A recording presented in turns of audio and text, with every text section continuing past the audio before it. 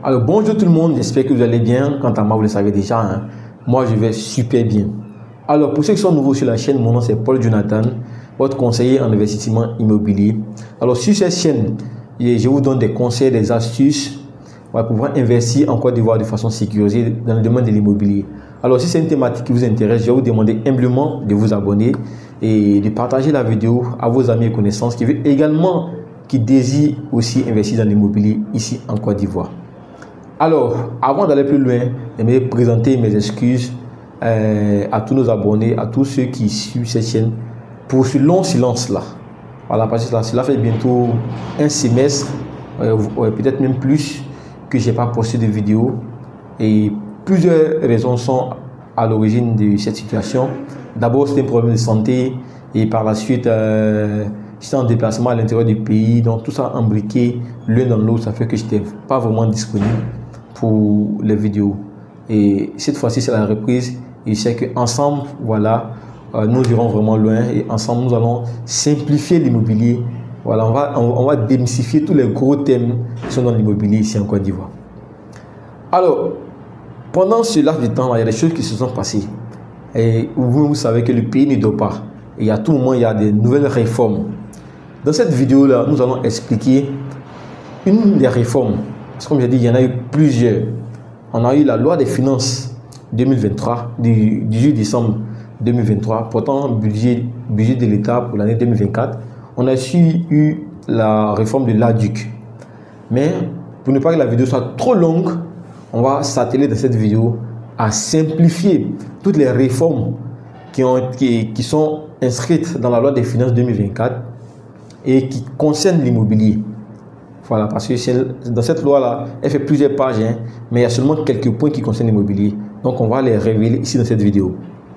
Et peut-être dans une vidéo qui paraîtra la semaine prochaine, voilà, nous allons expliquer l'implication de l'ADUC et qu'est-ce que cela apporte dans l'immobilier, surtout à sécuriser les différents investissements. Donc, sans plus tarder, rentrons de plein pied dans la vidéo. Alors, qu'est-ce que cette réforme dit? Comme j'ai dit, cette réforme est accessible sur Internet. Hein. Tout le monde peut télécharger. Donc, les informations que je vais vous donner ici, ce sont des informations vérifiées. Vous pouvez aller sur Internet et cliquer loi des finances du 23 décembre. Loi des finances numéro 2023-1000 du 18 décembre 2023 portant budget de l'État pour l'année 2024. Voilà, c'est un document qui est accessible. Vous pouvez le télécharger et vous allez vérifier toutes les informations que je vous donne dans cette vidéo. Alors, l'une des premières réformes concerne le foncier, c'est-à-dire les terrains. Après les terrains, maintenant, nous allons partir sur les maisons. Alors, concernant les terrains, qu'est-ce qui a été décidé? Il a été décidé que désormais, la valeur vénale des terrains, ou du moins la valeur d'imposition des terrains sera basée sur la valeur marchande et non la valeur vénale. Ça veut dire quoi pour faire simple? Habituellement, quand l'État veut fixer l'impôt foncier qui est de 1,2%, cet impôt-là est basé sur quoi? Cet impôt est basé sur la valeur vénale, c'est-à-dire c'est un montant que l'État a déjà fixé. Par exemple, quand on prend une zone comme Bingerville, la valeur vénale, c'est de 40 000 francs le mètre carré.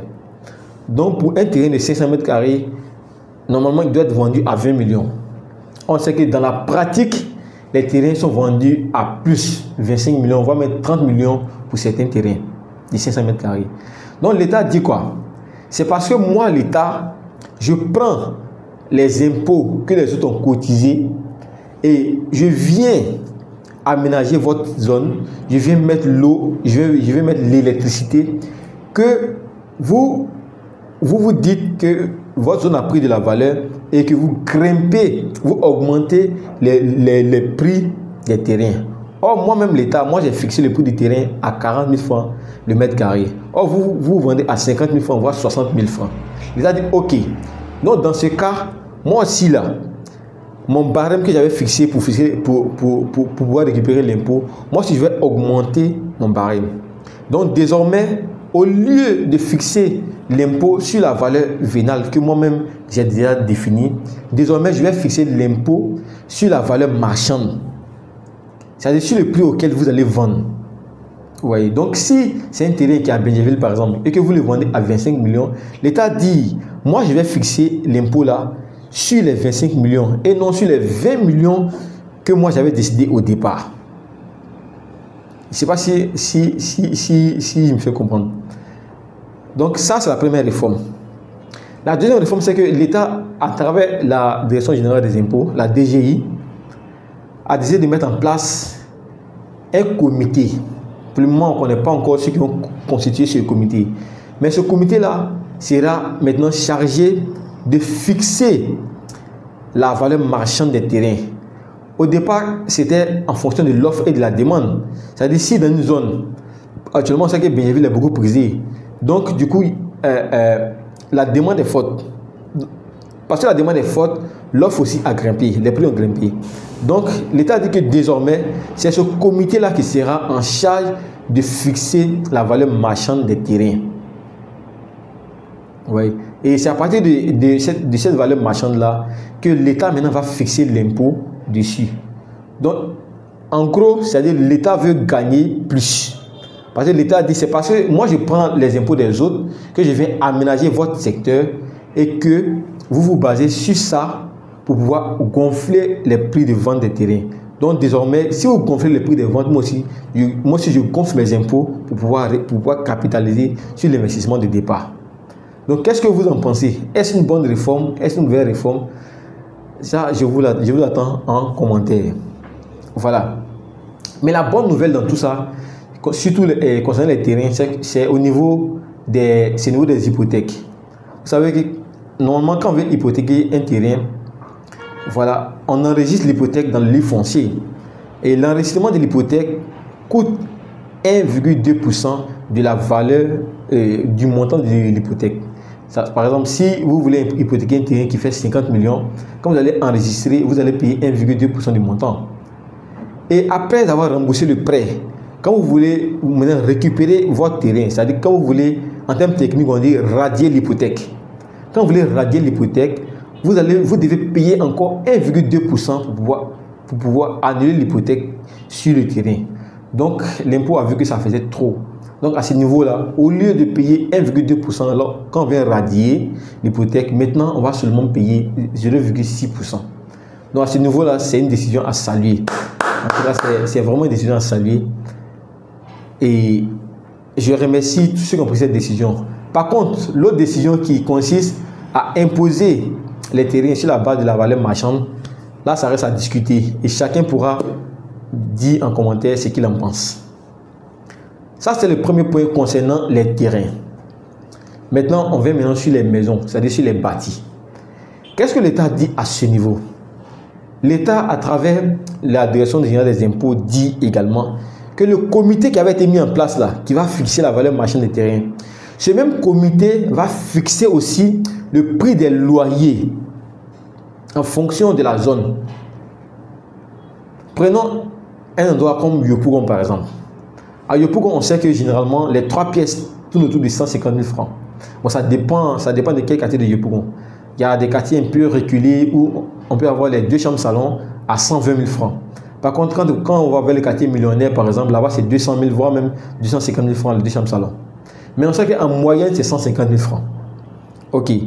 Donc, l'État dit désormais, c'est le comité qui va être mis en place par la Direction générale des impôts qui va fixer le montant des loyers de chaque zone. Vous voyez. Donc, on suppose que le comité va fixer le loyer de Yopougon pour les 2 chambres salon à 150 000 francs.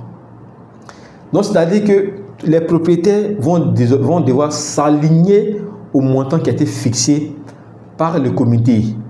Mais là où le bas blesse, c'est que tous les propriétaires, c'est-à-dire tous les bailleurs, peuvent fixer le montant de leur loyer au-dessus du montant qui a été décidé.